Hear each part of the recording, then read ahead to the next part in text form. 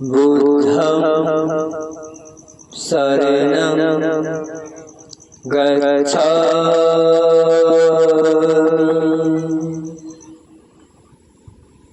धम्मं शरणं गच्छामि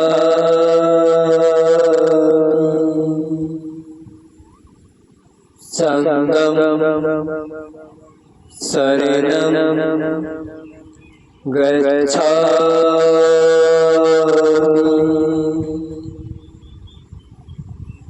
नमो बुद्धाय। जय जय जय संविधान, जय भारतीय भाषा। एक पंडित मैं रंजीत भट्ट पासवान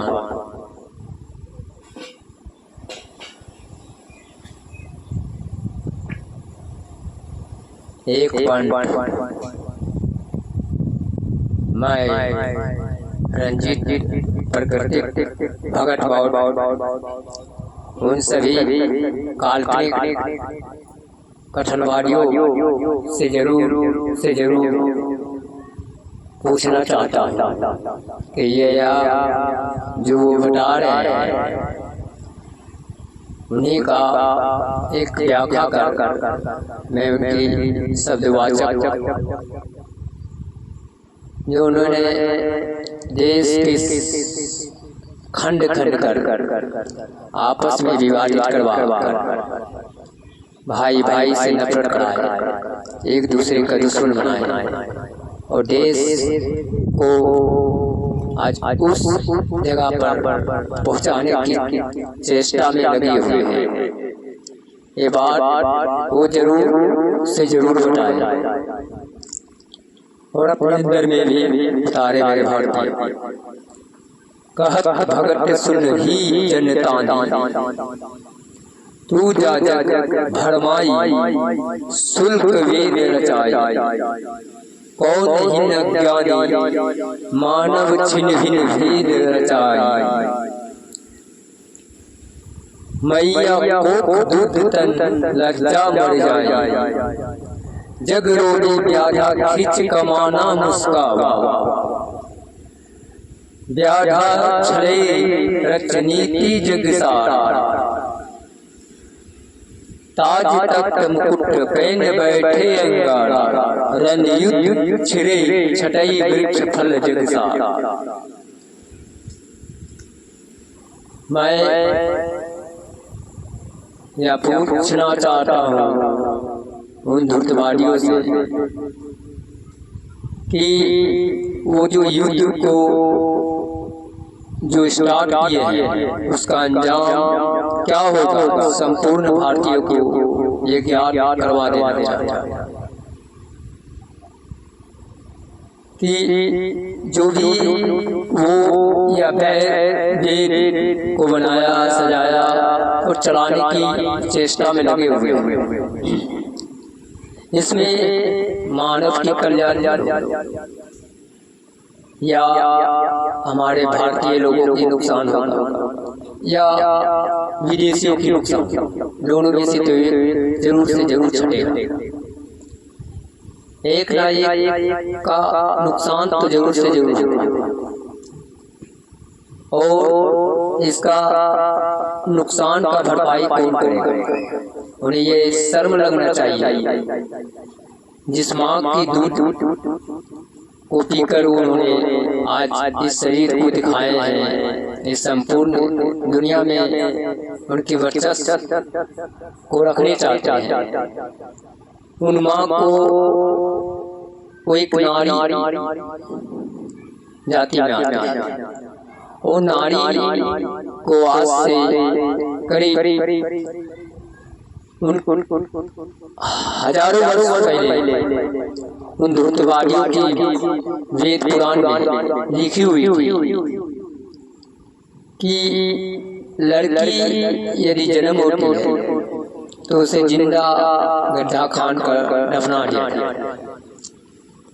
और यदि कोई महिला विधवा होती तो उससे जिंदा पति के साथ सारा में बांध जला आप इतना जरूर से जरूर समझने की कोशिश करें कि वो महिलाओं के गर्भ में भी बच्चा रह सकता है और दूध पीता भी बच्चा रह सकता है। अब बताइए उस समय उन्होंने 3 बलि दे रहे थे, तो उसका दोषी कौन होगा? उन्हें उस माँ का दूध पीने का अधिकार नहीं था, क्योंकि वो नारी को तो शूद्र से भी वर्चस्व जिंदगी में बना के रखे। जो माँ है उसे वो उस दर्जा में देखते थे। क्या यह वेद उनके द्वारा रचाई गई सही था? या उन निर्दोष जीवों की हत्या कर अपने आप को देवता बताते थे? या उन निर्दोष किसी व्यक्तियों की कत्ल करके अपने आप को ईश्वर का स्वरूप बताते थे? क्या यही उनकी तपोवान ज्ञाता देवता थे? ऐसा कौन सा देव अवतार होता है जो अपने अहंकार में किसी जीव को कत्ल कर अपने भोजन की व्यवस्था को मजबूर करता है? ऐसा कौन सा देव अवतार होता है जो नारी को शोषण पे शोषण करके उस पर शासन की व्यवस्था लगाकर उसे मजबूर कर दिया जाता है जिंदा दफन होने के लिए, उसे मजबूर कर दिया जाता है जिंदा जलाने के लिए? क्या यही धर्म है? ये जरूर से जरूर समझे कि सारा संसार उनकी गलतियों के कारण कई हमारे देश भारतीयों को भी ये बहुत से बहुत जिल्लत की जिंदगी झेलना पड़ रहा है कि ये रो रहे, बिलख रहे, तड़प रहे, मारे जा रहे, वो ब्याहा बनकर अपनी कमान सजाए तीर पे तीर छोड़ रहे, निर्दोष जीवों की हत्या कर रहे, बोल रहे कि वहाँ कोई जानवर पानी पीता था। यदि कोई जानवर पानी पीता था तो आपका उसमें क्या गया? आप उनकी हत्या क्यों करें? ठीक है, आप ये अपने आप को पहचान देने चाहते हैं कि हम सर्वशक्तिमान, तो सर्वशक्तिमान का अर्थ क्या है? क्या अर्थ है सर्वशक्तिमान का? कि किसी पर शासन करना या किसी जीव को कत्ल करना? ऐसे काल्पनिक कथनों से मुक्त हो जाए। ये अपने आप को महान तो समझते हैं लेकिन महान नहीं है। ये जो छल से जो भी कत्ल किया है ये सामने आकर नहीं किया, निर्दोष जीवों की ये हत्या किया। ताज तख्त पर मुकुट पहन कर बैठे हुए, ये काटा फूल बनने की लायक, युद्ध छिड़ाओ, देश कत्ल हो रहा, संपूर्ण राज भूख से तरफ कर दम तोड़ रहा, और ये अपने आप को वर्चस्व बनाते हैं कि हम ईश्वर के होते, और उन्हें मानने वाले कुछ अनभक्त नालायक मूर्ख लोगों भी उन्हें स्वीकार कर रहे हैं। अब इतना जरूर से जरूर समझने की कोशिश करें कि आज या कल जो भी पहले भी रहे या आज भी बाहर जाते हैं हमारे देश के शासक वर्ग या कोई भी व्यक्ति आम जन, ये कहते हैं हम बुद्ध का धरती है, क्योंकि इन्हें ये एहसास है कि बुद्ध क्या है? बुद्ध अहंकारियों का नाश करने वाला। बुद्ध किसी का कत्ल नहीं करते। बुद्ध उनके अंदर में जो अहंकार भरा हुआ है, जो उनके अंदर में स्वार्थ भरा हुआ है, उनके अंदर में जो क्रोध है, वो नासमत है। बुद्ध एक मार्ग, बुद्ध अहिंसा की पालन करता है और बुद्ध की शक्ति किसी में प्राप्त नहीं है। बुद्ध कोई ईश्वर नहीं, बुद्ध उन ज्ञानी महापुरुष को कहा जाता है जो किसी भी जीव को बिना मारे उसे सही रास्ता पे रख देते हैं, सही रास्ता दिखा देते हैं। वो बहुत यदि कोई किसी को मार कर अपने आप को ईश्वर बताता है वो बहुत नहीं। और भगवान का अर्थ क्या? भगवान बुद्ध को ही बताया है। भगवान जो आपकी भाग्य को आपके सामने खोल कर रख देता है। यदि आप मेहनती करिएगा बढ़िया तरह से तो आप अपने भाग्य को स्वयं बना सकते हैं। यदि आप सोचिएगा कि भाई हमको घर पर आ जाए, हम हाथ नहीं चलाए, पैर नहीं चलाए, दिमाग नहीं चलाए, हमें रोटी आ जाए, तो वो भाग्य नहीं। तो जो भाग्य को उत्पन्न करा दे उसे भगवान की दर्जा दिया जाता है।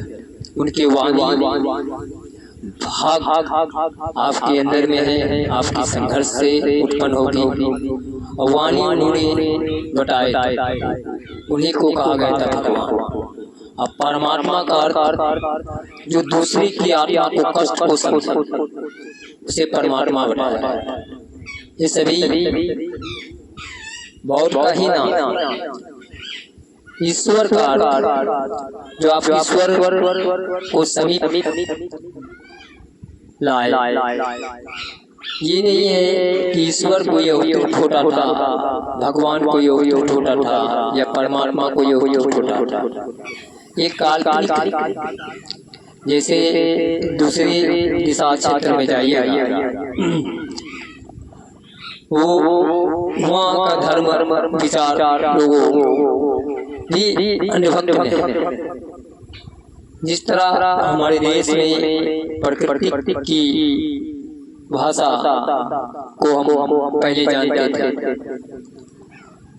तो किसी जगह हम प्रकृति के द्वारा परमात्मा बौद्ध की विचारधारा के द्वारा, ब्रह्मांड के द्वारा भगवान, इसी तरह कोई दुनिया, कोई कायनात, तो उस दिशा अनुसार उनकी शब्दवाचक आलम बताया। वहाँ के बौद्ध उन्होंने आलम के बारे में संरचना कर बौद्ध करवाए संपूर्ण अपने देश के मूल्यवासियों को। तो वो जो बौद्ध करवाने वाले लोग थे वो बौद्ध को उन्होंने उनके कुछ जो ज्ञानी थे नबी लोग, उन्होंने उन्हें अल्लाह की दर्जा दिया। अल्लाह कोई ईश्वर अवतरित नहीं है, अल्लाह वो है जिनमें ज्ञान, लेकिन कुछ अनुभक्त लोग उनमें भी छिपे हुए हैं और उन्हें ये धूर रचना रचकर उन्होंने बताया कि ऊपर से कोई किताब आया, ऊपर से कुछ नहीं आया, ये सिर्फ बनाई हुई बात, बल्कि उनके बौद्ध में ये ज्ञान था। वो बौद्ध ने सारी आलम के बारे में यानी दुनिया के बारे में बताए, जीव निर्जीव के बारे में एहसास करवाए, प्रकृति की परिक्रमा का बौद्ध करवाए। तो उन्हें उनकी शब्द वाचक में उन लोगों ने आलम के संरक्षक करने वाले को अल्लाह की दर्जा दे दिया। ये उनकी शब्द, जैसे किसी देश में जिस तरह से भाषा बोला जाता है, आप अपना ही देश में भारत की कई क्षेत्र में पहुंचिएगा तो वहाँ किसी तरह का कई रूपांतर भाषा बोली जाती है। कोई कहता है कोठा जिसको, तो कोई कहता है होठी चला, कोई कहता है कहाँ जाए, तो कोई कहता है टिकरे जाए, कोई कहता है हूँ जवान,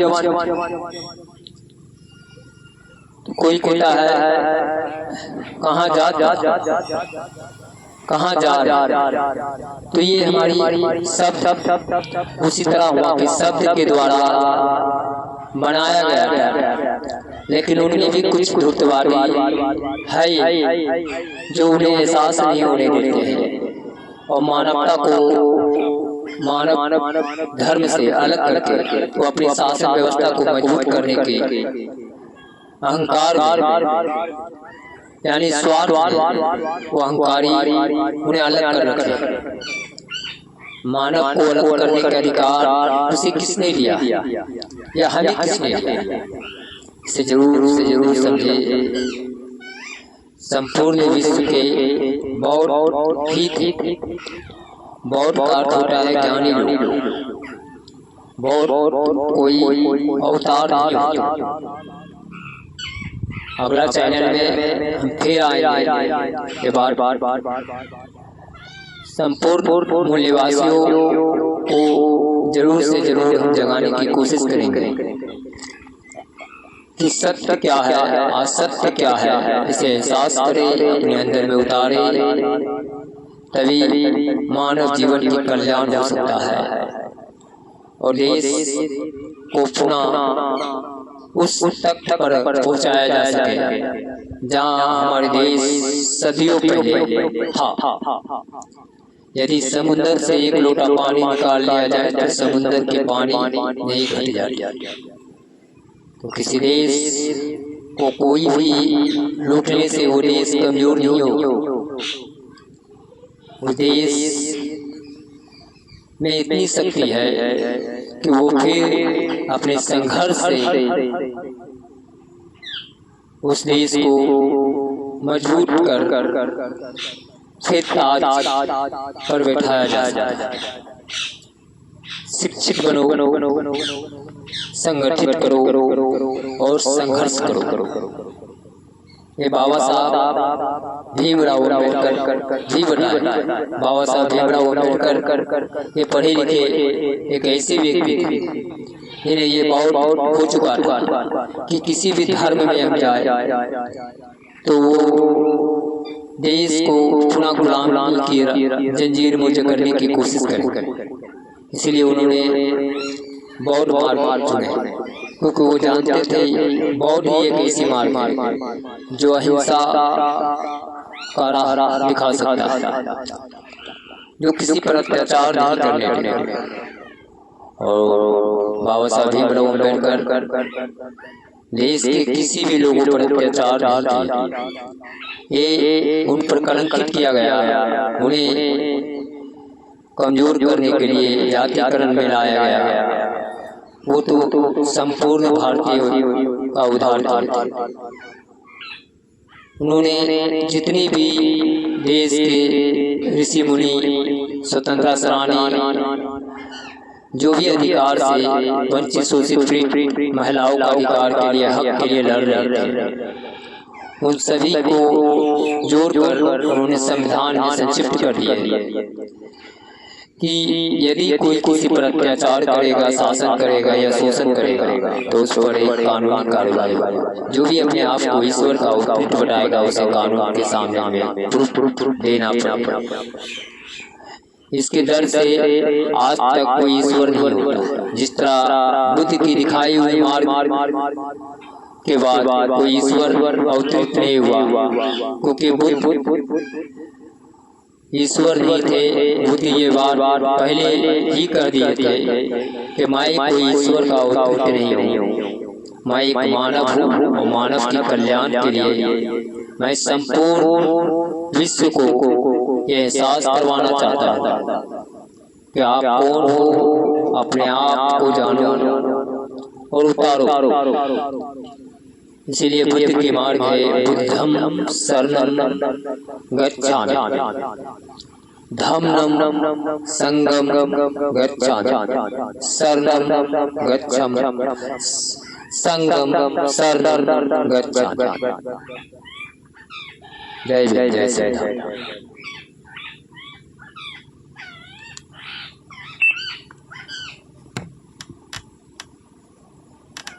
हेलो।